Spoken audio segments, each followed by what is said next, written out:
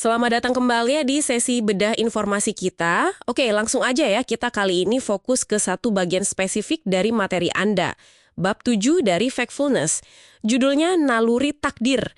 Anda pernah ngerasa nggak sih kalau lihat suatu negara atau mungkin budaya gitu, rasanya kok kayak nasibnya udah ditentuin aja, nggak bakal bisa berubah gitu. Sumber kita jelas ya, kutipan dari bab itu. Nah, misi kita kali ini, coba ngulik bareng kenapa sih kita gampang banget mikir kalau semua itu statis dan gimana caranya melihat dunia yang ya sebetulnya terus gerak. Mari kita mulai. Oke, jadi bab ini langsung ngebahas soal naluri takdir. Intinya tuh kecenderungan kita buat mikir kalau ciri bawaan bisa budaya, agama, atau mungkin letak geografis itu nentuin nasib. Nasib masyarakat, negara, seolah-olah udah ada skenarionya gitu ya, permanen, nggak bisa diubah. Kita gampang banget bilang, emang dari sananya begitu. Iya, betul. Dan jebakannya di sini tuh. Naluri ini sering bikin kita nggak lihat perubahan yang terjadi. Apalagi kalau perubahannya pelan. Kita keliru, nganggep perubahan lambat itu ya sama aja kayak nggak ada perubahan sama sekali. Padahal justru akumulasi perubahan kecil ini kalau terus-terusan dampaknya bisa gede banget. Kita sering nggak ngeh prosesnya. Nah iya, ada contoh bagus banget di sumber ini soal lahan yang dilindungi di bumi.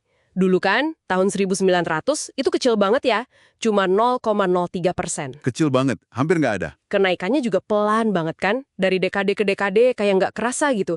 Tapi coba lihat sekarang, udah 15%. Betul, 15% dari permukaan bumi. Itu kan gede banget ya perubahannya kalau dilihat jangka panjang. Kenaikan per tahunnya mungkin seuprit, tapi akumulasinya luar biasa. Ini beneran contoh bagus soal perubahan lambat tapi signifikan. Persis. Nah, naluri yang sama ini juga sering kita pakai pas lihat budaya atau masyarakat. Kita anggapnya kaku, nggak bisa berubah. Di materi Anda kan ada contoh Iran tuh. Mungkin banyak yang mikirnya, oh negara Islam, pasti tradisinya keluarga besar, anaknya banyak. Stereotipnya kan gitu ya. Iya, sering banget dengar gitu. Tapi datanya justru nunjukin hal sebaliknya. Iran itu malah ngalamin penurunan angka kelahiran paling cepat dalam sejarah. Cepet banget. Serius?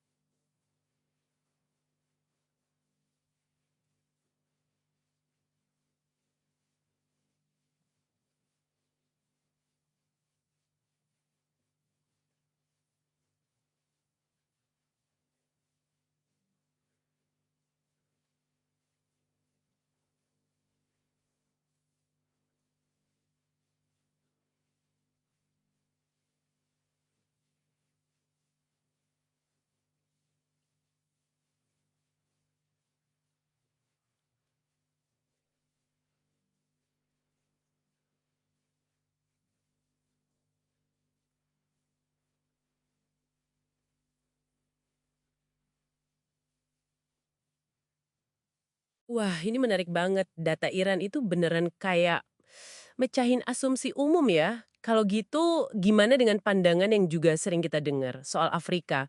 Kayak seolah benua itu ditakdirkan buat terus miskin gitu. Kayaknya pandangan ini kuat banget deh. Nah, itu dia. Itu contoh pas lagi dari naluri takdir. Kalau kita lihat data yang ada di sumber Anda, gambaran itu jauh lebih kompleks, lebih berwarna. Oke, mungkin rata-rata benua masih ada ketertinggalan di beberapa indikator. Tapi perbedaan di dalam Afrika itu sendiri gede banget. Maksudnya gimana tuh bedanya? Ya, misalnya negara Afrika Utara kayak Tunisia, Aljazair gitu ya. Angka harapan hidup mereka itu udah di atas rata-rata dunia loh. Udah bagus. Bahkan di Sub-Sahara pun banyak negara nunjukin perubahan positif. Coba aja bandingin, misalnya Ghana sekarang sama Swedia tahun 1960-an. Kemajuan itu kelihatan banget dan mungkin di luar dugaan banyak orang. Oh gitu ya? Kecepatannya beda-beda antar negara.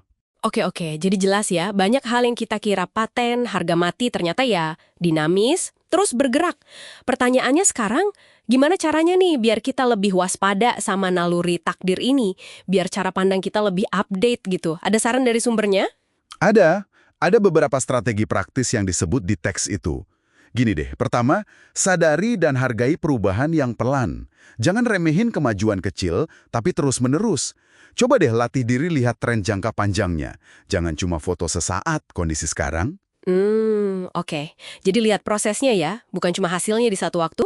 Betul. Kedua, perbarui terus pengetahuan Anda. Ini penting banget, apalagi soal sosial. Fakta sosial itu cepet banget basi. Masyarakat, nilai, budaya, itu kan berkembang terus.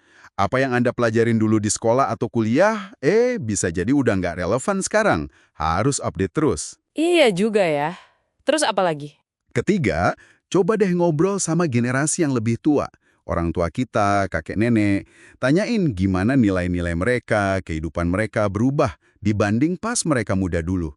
Ini cara bagus buat ngerasain skala perubahan dalam satu rentang hidup manusia. Kadang kita kaget sendiri dengernya. Ide bagus tuh. Seringkali kita lupa ya nanya hal-hal kayak gitu. Nah, iya kan? Terakhir, keempat, coba kumpulin contoh-contoh perubahan budaya. Cari bukti nyata, spesifik, gimana norma atau praktik budaya itu udah berubah. Ini buat ngelawan anggapan kalau budaya itu kaku, abadi, nggak bisa diutak-atik. Sip. Jadi intinya selalu curiga sama anggapan udah dari sananya begitu ya. Kira-kira gitu. Nah, sebagai penutup sesi kita kali ini, mungkin ada satu pertanyaan buat Anda renungkan nih. Coba pikirin deh, ada nggak sih keyakinan kuat yang Anda pegang tentang takdir suatu kelompok atau negara, atau mungkin institusi di sekitar Anda yang jangan-jangan akarnya dari naluri takdir ini? Dan gimana kalau ternyata realitasnya itu udah jauh berubah, sementara Anda nggak sadar? Coba direnungkan ya. Sampai ketemu di pembahasan berikutnya.